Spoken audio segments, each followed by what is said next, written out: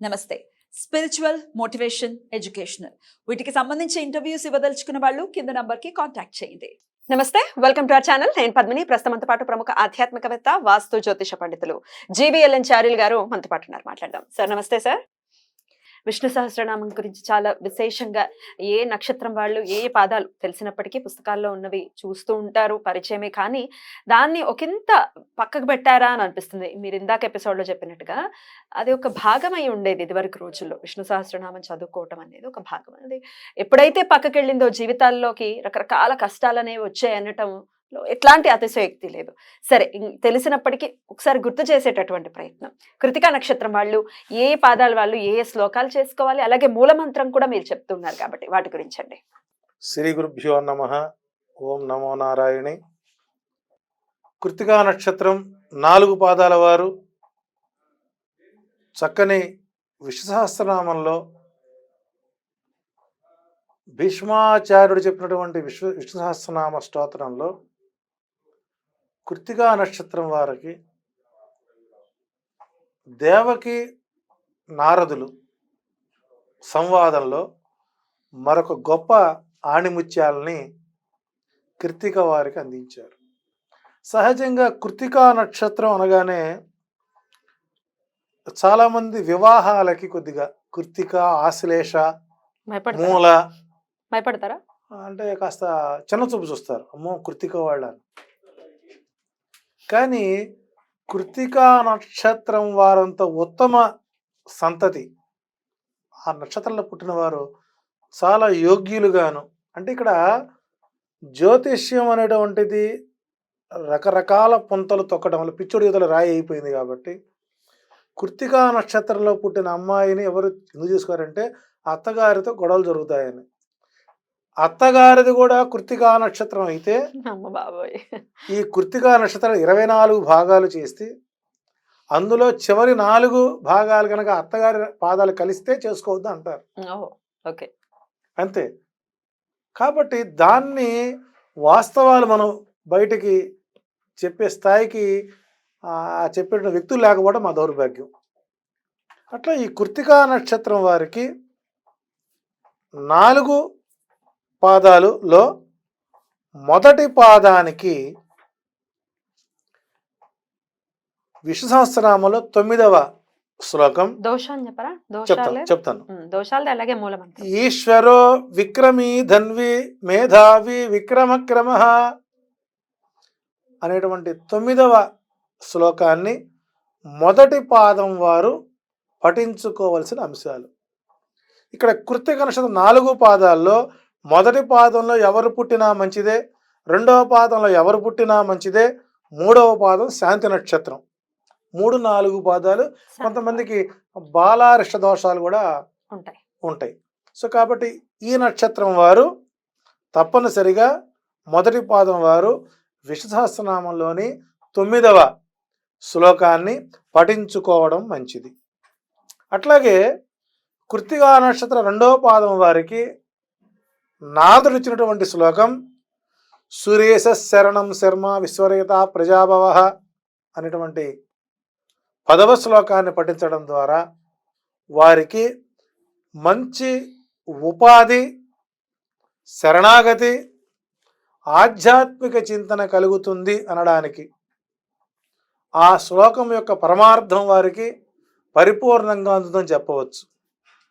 ఇక కృతికా నక్షత్రం 3వ పాదం వారికి విష్ణు సహస్రనామంలో 11వ శ్లోకం అజ సర్వేశ్వర సిద్ధ సిద్ధి సర్వాదిరచ్యుత వృషా కపిరమేయాత్మ సర్వయోగ వినిస్మృత అనేటువంటి 11వ శ్లోకంలో కృతికా నక్షత్రం 3వ పాదం వారికి ఆరోగ్యపరమైన,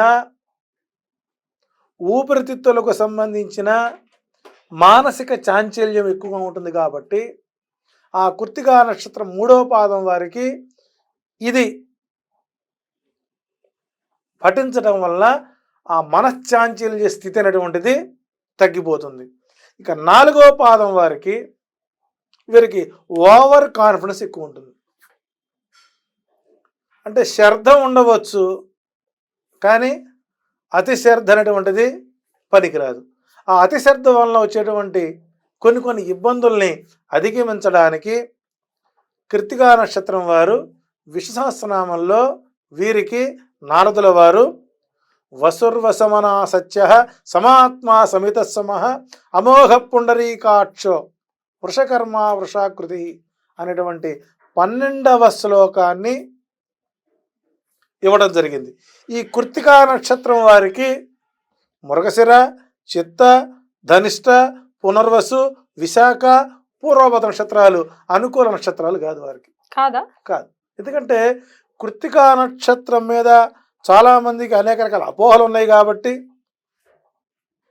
ఈ కృత్తికా నక్షత్రం వారికి మృగశిర, చిత్త, ధనిష్ట, పునర్వసు, విశాఖ, పూర్వభద్ర ఈ నక్షత్రాల జోలికి పోకుండా ఉంటే చాలు.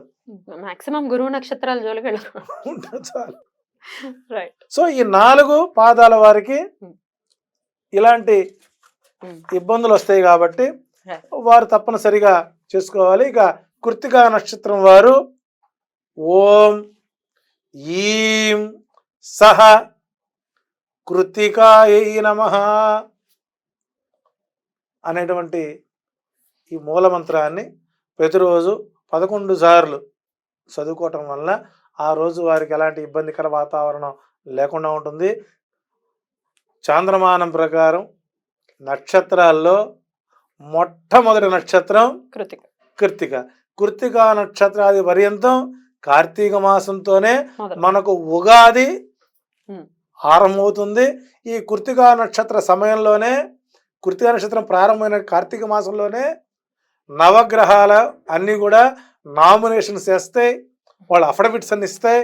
వాళ్ళకి ఎలక్షన్ వచ్చేసరికి ఉగాది ముందు రోజున ఎలక్షను, ఉగాది రోజున కౌంటింగ్, ఆ రోజు నుంచి నవనాయక ఫలాలు రావడం జరుగుతుంది. కాబట్టి కృత్తికా నక్షత్రాది పర్యంతమే మనకు ఉగాది ఆరంభమైనట్టుగా చాంద్రమానం ప్రకారం మనం, కానీ మనం సౌరమానం పాటిస్తాం కాబట్టి ఉగాది వచ్చింది. ఉగాది ఏప్రిల్లో చేసుకుంటూ ఉంటాం. రైట్ అండి. అయితే అశ్వినికి భరణికి పరిహారాలు చెప్పారు, వీరికి కూడా ఏదైనా పరిహారం ఉందండి? కృత్తికా నక్షత్రం వారు ఎటు మీరు మగవాడు బార్బర్ షాప్ పోవలసిందే, ఆడవారు బ్యూటీ పార్లర్ వెళ్ళవలసిందే. కటింగ్ల కోసం నిష్కుంతనా క్రియ అని ఉంటుందిగా, మనకు హెయిర్ కటింగ్ ఉంటుంది. కృత్తికా నక్షత్రంలో పుట్టిన వారు అవకాశం ఉన్నంత వరకు ఒక కృత్తికా నక్షత్రం రోజున ఒక కత్తెర కానీ ఒక రేజర్ అంటే మంగళవాడు వాడేటువంటి షేవర్ కానీ ఒకటి పెట్టిన తర్వాత అది ఏదైనా సరే ఒక నాయి బ్రాహ్మణుడికి దానం చేసినట్టు అనుకోండి, చేసినట్లయితే వారికి అద్భుతమైన ఫలితాలు వస్తాయి. ఎందుకంటే ఆ కృత్తికా నక్షత్రం మంగళి వాడి పొది మాదిరిగా ఉంటుంది కాబట్టి దానికి సంజ్ఞగా దాన్ని దానం చేయమన్నారు. ఇది శాస్త్ర హితమైనటువంటి దానం. ఇందా మనం చెప్పింది తిల ధేనువు దానం కూడా శాస్త్రహితమైనటువంటిది. రైట్ రైట్ అండి. ఇలా చేసుకున్నట్లయితే మంచి ఫలితాలు వస్తాయి. రైట్ అండి, అద్భుతంగా వివరించారు. ఇక నెక్స్ట్ ఎపిసోడ్ లో రోహిణి నక్షత్రం గురించి మాట్లాడుకుందాం. నమస్కారం.